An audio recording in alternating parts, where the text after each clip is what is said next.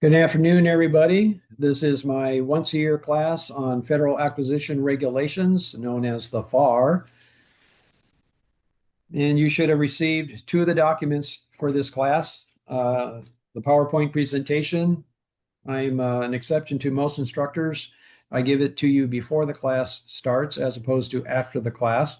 And the intent is for you to print it out and make your notes on each page as we go along. And then you can use this document as a reference in the future. The other document is a handout.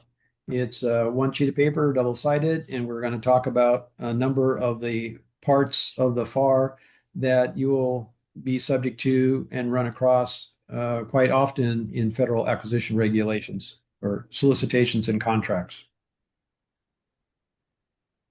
A little introduction of myself. I retired with 41 years of federal service, and my last 29 years was as a contracting officer with the Department of Defense, now known as the Department of War.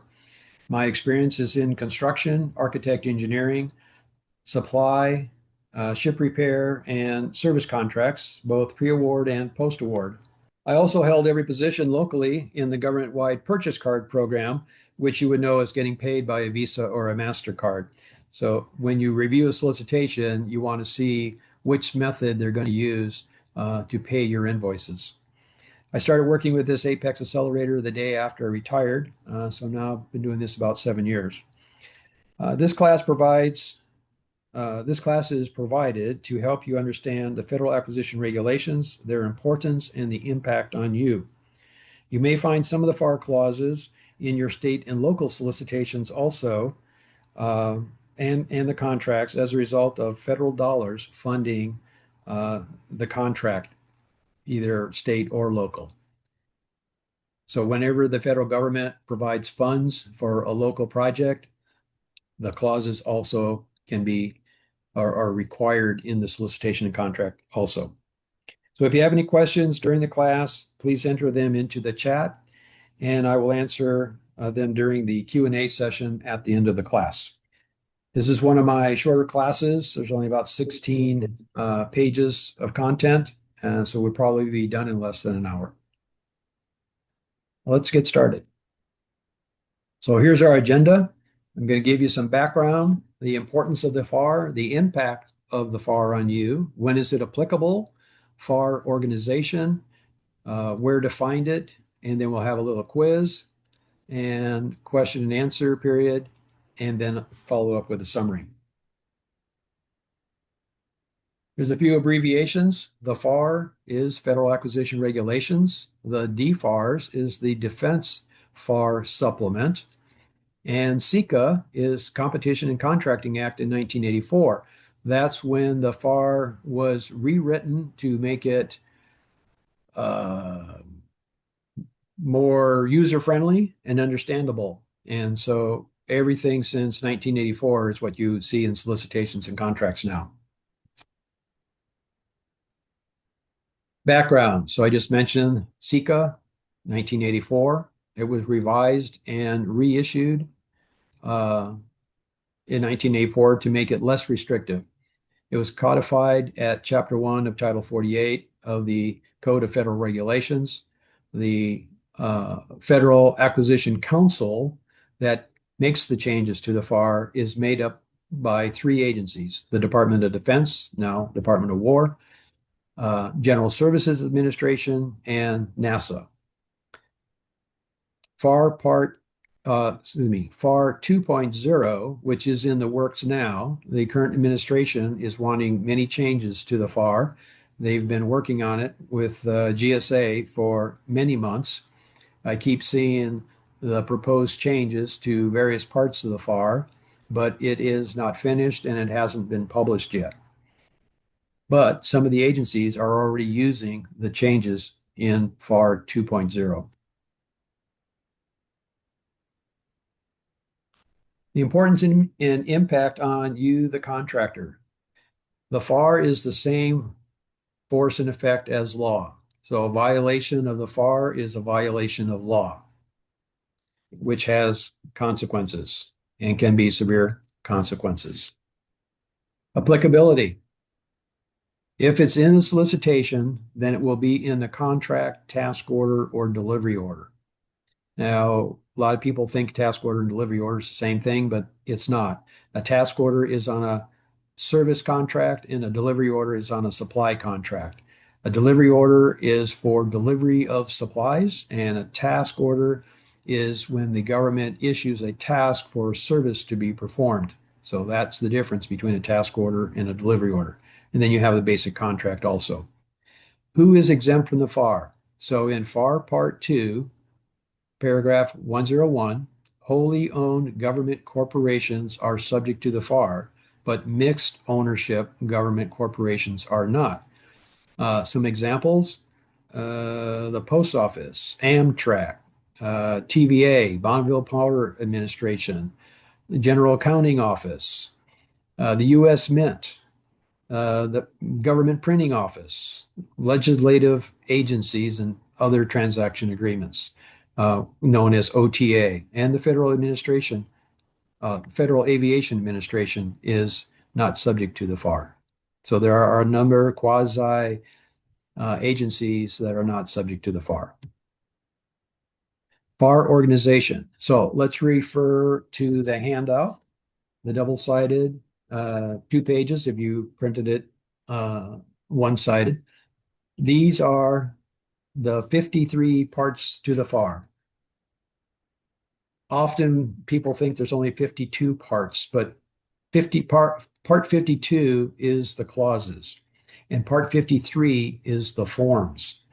So you'll find all the forms for the federal government in FAR Part 53. And at the bottom of this handout is a website where you can go to look up all of these parts and read at your pleasure or help you fall asleep at night, the different various parts of the FAR. We'll talk a little bit more about these. So the FAR is organized into 8 subchapters, A through H, and you can see those on the handout, divided into 53 parts, and each part is then divided into subparts, sections, and subsections for further divisions below the subsection level. Provisions versus clause. You may have heard the terms provision and clause. A provision is an instruction in a solicitation. A contract does not have provisions. A clause originates in FAR Part 52, as I mentioned. Part 52 is contract clauses, which are prescribed in another part of the FAR. So say FAR Part 19. FAR Part 19 is small business programs. And in there, it may prescribe a clause, and then the clause is in Part 52. But the reason for the clause you would find back in this case, FAR Part 19, small business programs. SAM clauses, representations and certifications in SAM must be completed, or you have to provide them in every proposal that you submit. What you will find in solicitations now is if you have completed your representations and certifications in SAM, then you can check a box in your solicitation and say, I've completed them. You can look them up in SAM. And if you don't have your representations and certifications completed in SAM, or they need to be updated and you haven't had a chance to do that yet, then you'll need to provide all your representations and certifications in your proposal for the award of a contract. At the bottom of the page is a tip. Check your representations and certifications before submitting each proposal, as you may want to change some of your responses. So you're tailoring your reps and certs in SAM for the proposal that you're submitting when competing for the award of a contract.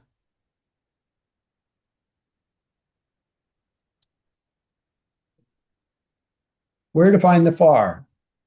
One of the most common places is acquisition.gov.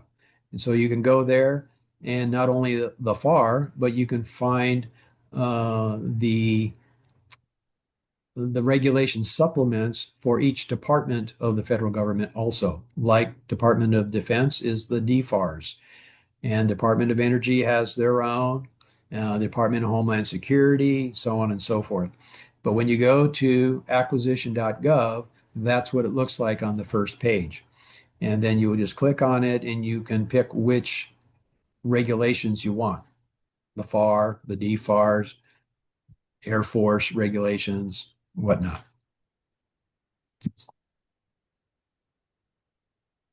Okay, we're coming to the end here. Let's do a little quiz. So please turn on your microphones and call out whether the answer is true or false. Okay, microphone's on. Here's the first question. The FAR was rewritten and reissued in 1994. True or false? False. False. Correct. What year was it? 84. Correct. 1984. A non-compliance with the FAR is a violation of law. True or false? True. True. Correct. Correct. The regulations have the same force and effect as law. A violation of a regulation is a violation of law, and there are consequences for that. Number 3, you are responsible for compliance with changes to your contract clauses. True or false? True. True. I'll give you a contracting officer's answer. It depends.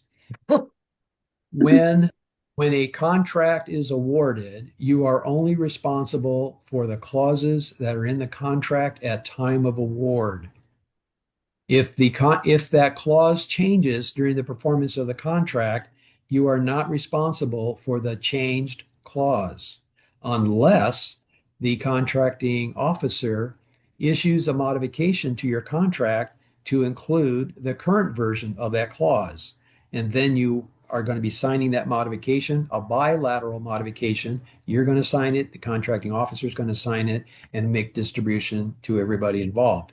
And so that's why I say it depends. You are responsible for the clause in your contract at time of award. You're not responsible for any changes to it unless the contracting officer modifies your contract to include the newly revised clause. Okay. Number 4, the clause may be added or deleted after the contract is awarded. True or false?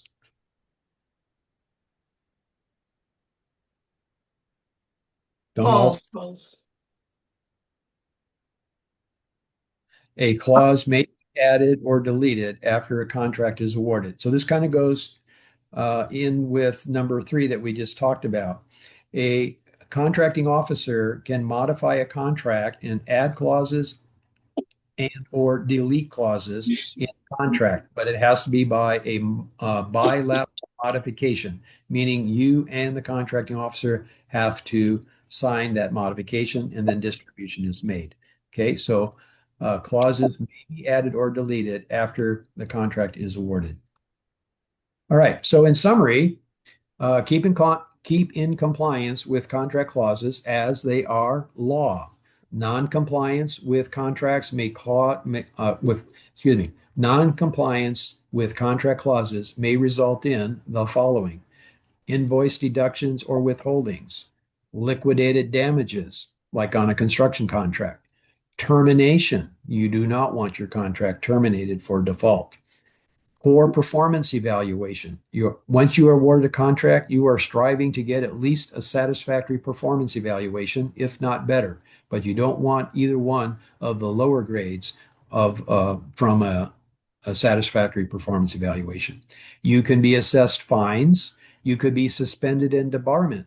Suspended and debarred for a short period of time or for life, depending on the infraction. And finally, imprisonment, depending on the infraction of the regulation. All right, we're going to open it up for questions and hopefully answers. Leslie, do we have any questions in the chat? There are none in the chat at this time. Okay, open mic. Anybody have questions? You can voice them with your microphone.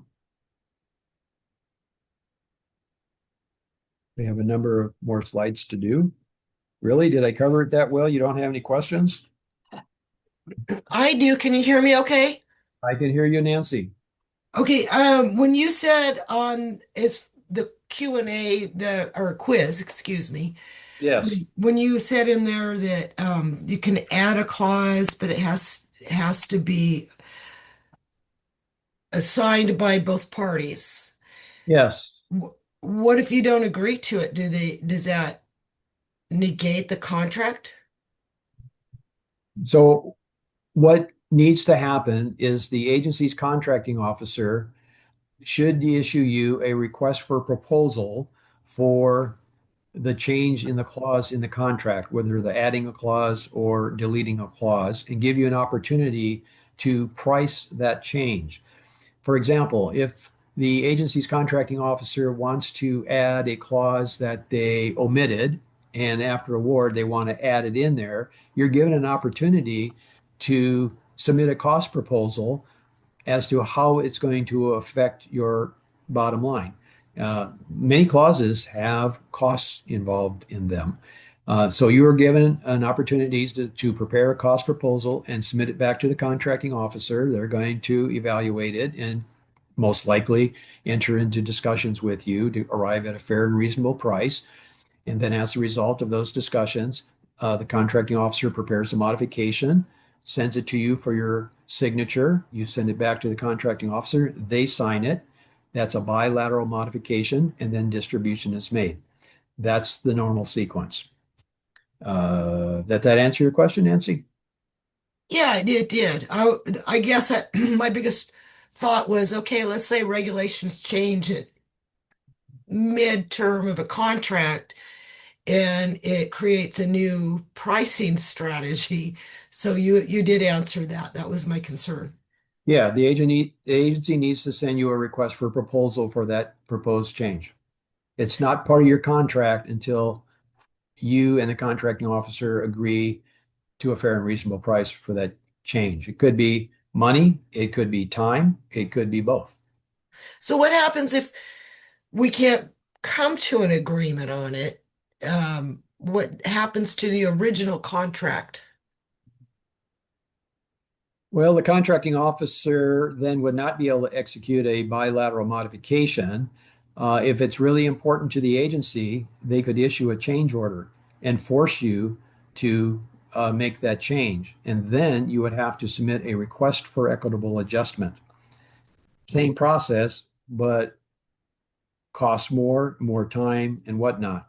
So if it didn't work initially, where they issued an RFP and you submitted a cost proposal for the change in the statement of work, whether it's a clause or a change in quantity, quality, or price, and if that you didn't come to an agreement on a fair and reasonable price through discussions or negotiations, then the contracting officer, if they truly want that change, they could issue you a change order, which is a unilateral modification, meaning only the contracting officer is signing it and directing you to do that change. And you must do the change. And if it affects your amount of time to do the work or your cost to do the work or both, then you will want to prepare a request for equitable adjustment and send it to the contracting officer. And then once again, they're going to evaluate it, enter into discussions with you for a fair and reasonable price. And most likely the same result's going to happen. You're going to dispute what the contracting officer thinks is a fair and reasonable price. And then your next step is submitting a claim, which takes even longer, and the attorneys on both sides are involved, and that is not something anybody wants to do. So No. hopefully you can do it with a request for a proposal for the change. And if that doesn't work, then you get a change order, and then you have to uh, do the change, and then you have to submit a request for equitable adjustment. And in a request for equitable adjustment, your attorney fees are are authorized and will be reimbursed to you also. On a Okay. claim, on a claim, they are not. How long does it take to go through? I mean, typically, I imagine everything's a little bit different depending on a service contract or a task order. Um, let's say they start a request for proposal, and you're both working on it, how long does it usually take to go through that process? I'll give you the old contracting officer's answer. It You like that depends. phrase. It depends. Okay. So it depends on how many actions that contracting officer is working on, how many vacancies they have in the office for workload and overtime and all of that. Okay. And do they have the sufficient amount of money from their customer to execute a modification? I mean, there's all kinds of variables as to how long it's going to take to execute a modification. So if you had a contract that was uh, a year long and 8 months into that, they decide, oh, there's this new regulation going to be a significantly higher cost to execute this, and can you send us a new request? Is that going to be accomplished before the end of the original contract of 1 year? It on how You many are depends on okay. how many people are in that contracting officer in that contracting office to execute that modification, and how high of a priority is it amongst all the rest of their workload. Okay. Yeah, that I mean that's and it's few and far between. I'm asking questions because I was looking at one that's a 1 year contract, and I'm like, oh, there's a couple big things that could change before then, and I don't know if I even want to get involved with this. Yeah, so one thing a contractor can do, contractors make a business decision all the time when the government, the contracting officer with the appropriate authority, wants you to add work or delete work, change work. You have a decision to make. One, you can wait until the contract is modified for that change.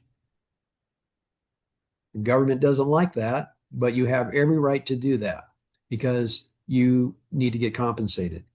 Or the other thing is, you're going to proceed on good faith that you will get compensated and you go ahead and do the work. Because the longer you are on the work site, the more your overhead costs are. So you want to finish any and every job as soon as possible because that's more profit for you. But you, if you decide in good faith to do the work without a contract modification, you're proceeding at your own risk because you may or may not get compensated and not in the amount that you expect to get compensated. But you have every right to not perform the work until a contract modification is agreed upon on you and the contracting officer. They want to change, they need to modify the contract, and you can hold their feet to the fire and do that. You have every right to do that. Okay, Okay, good intel. Thank you. good questions. Other questions? Open mic. I'll give you one more opportunity for questions when we get to the very end. So let's move on. Here's my upcoming classes. Next Wednesday, April 29th, is Ethics in Federal Government Contracting. Yes, there are ethics in government contracting, and there are lots of ways that you can go sideways and get in trouble. There's lots of clauses that deal with ethics. So there's a class just on ethics in federal government contracting, followed by steps leading to a federal contract on May 20th, followed by steps leading to a Washington state contract a week later. You'll see at the end that these are all virtual. Understanding capability statements is in person in Bremerton, Washington on June 10th. And that particular class is followed by a workshop. So if you're working on your capability statement or you don't have one and you want to create one, of course, you need to create one. You can stay after the class and you'll get personal attention from me in creating your capability statement. If you miss the in-person or you're too far away to travel for that 1 to 3:30 in-person class, I'm offering it again virtually on June 17th from 3 to 4:30. Followed by one of the more important classes, and actually this is a workshop, is solicitation review, making the go or no-go decision on competing for the award of a contract. The first half day is on July 7th from 2:30 to 4:30. This is the virtual version of this. And followed 2 days later on July 9th from, there's a typo there, that should be 12:30 to 4:30. So on the first day, you learn how to review a solicitation and get oriented to the three documents that you get as a result of attending the class. And you go home with homework. You get a solicitation and all the associated documents with a solicitation, and you come back 2 days later, having completed your homework, and we go through your homework to see how you did. And then after that, you we go around the virtual room and you make that go or no go decision. Go, you would compete and put a proposal together for the award of the contract, or no go, there was one or more things on your solicitation review that is a no go for you because it's not a good fit for your company.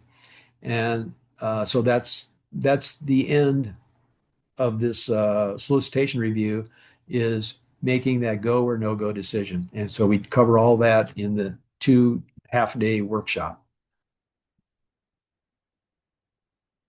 Monthly sessions here locally in Kitsap County. We have 3 networking events. Contract Coffee Hour is the first Wednesday of each month from 8 to 9:30. That's where contractors come in with questions or concerns about government contracting, whether it's federal, state, or local. It's virtual. It's in Zoom. The second networking event is called Prime Connect. It's also virtual. And it's the second Wednesday of each month from 8 to 9 o'clock, 1 hour. And that's where we bring in 1 or 2 prime contractors who are looking for subcontractors. And so the prime contractor introduces their company, what industry they're in, what subcontracting opportunities they have, and how you can get vetted to be a subcontractor to that prime contractor. Then everybody in the room, the virtual room, gets to do their introduction of their company, either by their elevator pitch, and if they don't have one, then an introduction of their company. We go around the room. And then we open it up at the end where the prime contractor can ask questions to any of the subcontractors that he heard from, and the subcontractors can ask questions to the prime contractor. We've been doing this now just over a year. It's very successful. Companies keep coming back because every month they are able to get vetted with another prime contractor. The third networking event is Wednesdays with the Deputies for Small Business. It's a hybrid. You can go in person in Paulsbo, Washington at the Vibe, or attend, I think they use Microsoft, what's Microsoft? Microsoft Meeting. James. Teams. Yeah. Excuse me? It's Microsoft Teams. Yeah, Teams, Microsoft Teams. So you can attend in person or on Teams, and it's usually the last Wednesday of each month from 10 to 11:30. And the facilitator is the Deputy for Small Business at Keyport, which is the torpedo installation. And he also invites the other deputies for small business around the area, one from the shipyard, one from the submarine base, and one from Naval Supply. So the things that they talk about is how do you do business with each of those locations, the shipyard, the sub base, the key port, supply center, what solicitations are on the street now, what solicitations are coming out in the near future. They have a couple of guest speakers each month. Every month it's new and updated and fresh. You can register for any and all of these at the website at the bottom, Washington Apex Accelerator. Everything is free because we are partially funded by the Department of War. Post survey. Tomorrow you'll get a post survey with 5 questions. The first 3 are required, and the last 2 are optional. Please take a couple of minutes to complete this for me to improve my presentation of this class. Here's a map of the state of Washington that shows our 8 geographic regions. I'm in Region 1, which is Kitsap County and North Mason County. We have about 17 advisors throughout the state of Washington. Apex Accelerator is in every county of the United States and its territories. We're funded by the Department of War to help you. So everything that we do is free.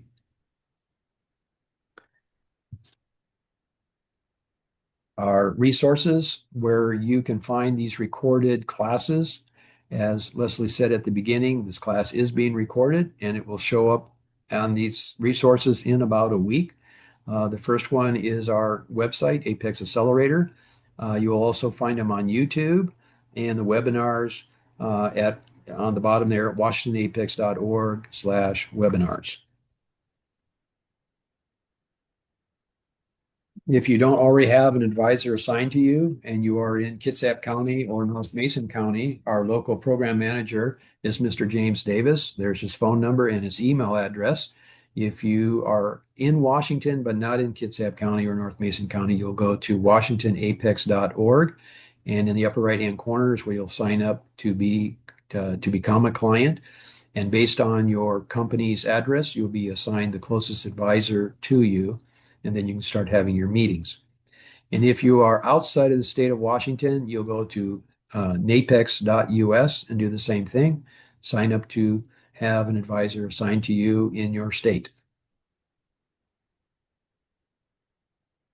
We want to give a shout out to some of our program supporters.